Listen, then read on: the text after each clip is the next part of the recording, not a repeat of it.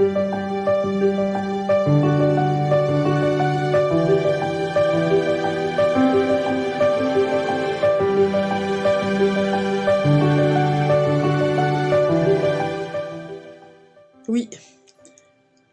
comme je le disais dans l'interview précédente, il est très difficile d'écrire sa propre histoire.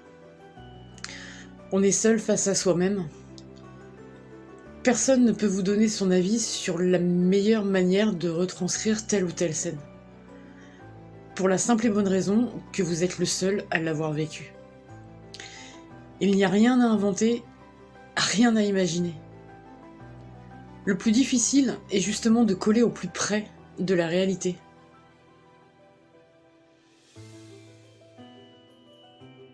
Du plongeon, de la dépression.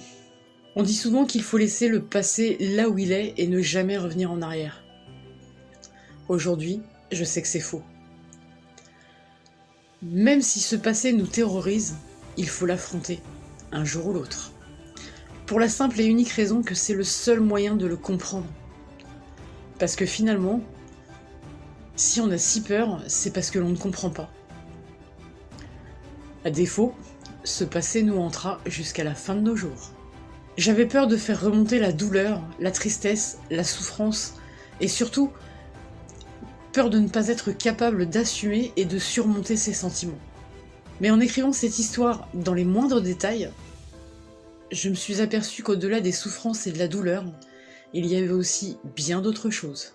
J'ai commencé à parler de mon histoire avec mes proches et mes collègues il y a quelques années seulement.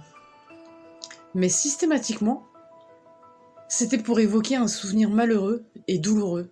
Et j'étais convaincue que tout ce que j'allais écrire serait empreint de douleur et de souffrance. Eh bien, j'avais tort. Bêtement, par réflexe ou par facilité, je sais pas, mon cerveau avait résumé toute cette histoire en ne gardant à l'esprit que le plus difficile. Mais c'était occulter tout le reste, et ça, c'était une énorme erreur.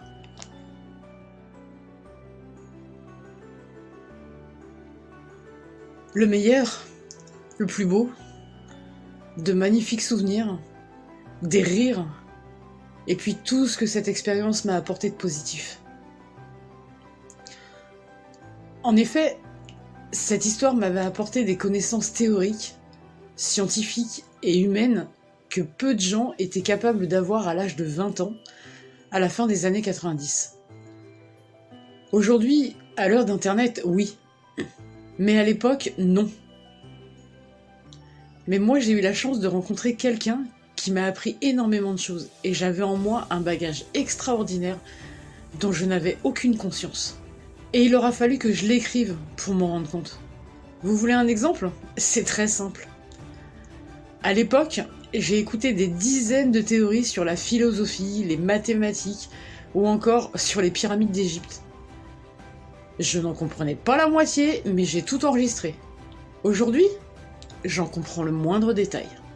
Mais toute cette compréhension a donné lieu à des réflexions et laissé place à pas mal de doutes. Beaucoup de questions sur soi-même, sur le sens de la vie, la signification de la mort, nos rapports à autrui, les circonstances du hasard, la philosophie du destin, le sens de notre existence, et bien d'autres. Toutes ces questions font ou feront l'objet de réflexions personnelles que je vais partager avec vous sur la chaîne. Vous pourrez les retrouver dans la playlist que j'ai intitulée « Réflexions autour de ton regard m'a tué ».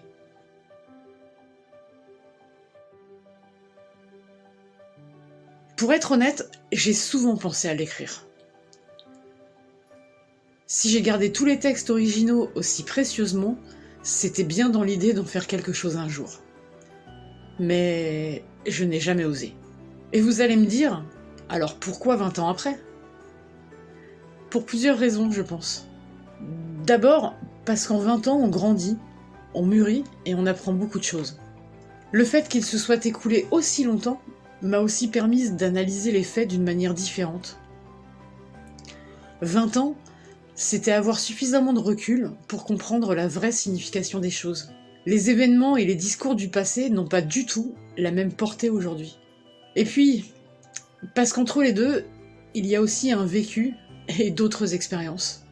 Même si je me rends compte que jusqu'à il n'y a pas si longtemps, j'ai plutôt survécu. Pendant des années, j'ai gardé en moi la tristesse qui accompagne la douleur et la colère inexprimée liée au silence. Aujourd'hui, je suis libre.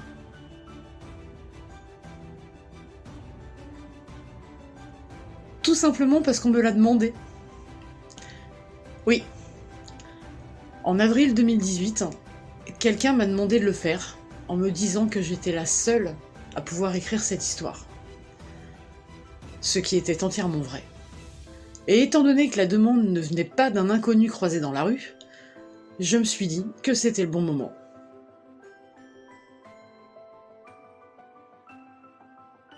Vous pouvez, mais je vais simplement vous répondre que l'auteur de la demande est aussi l'auteur de la préface du roman.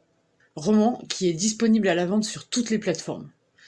Vous trouverez tous les liens dans la description. Je vous remercie pour cette interview, on se retrouvera très prochainement pour la suivante. N'hésitez pas à poser vos questions en commentaire et n'oubliez pas de vous abonner. Je vous présente une nouvelle vidéo tous les 15 jours et je vous laisse les liens pour aller voir ce que vous avez manqué. Et surtout, ne lâchez pas, n'abandonnez pas.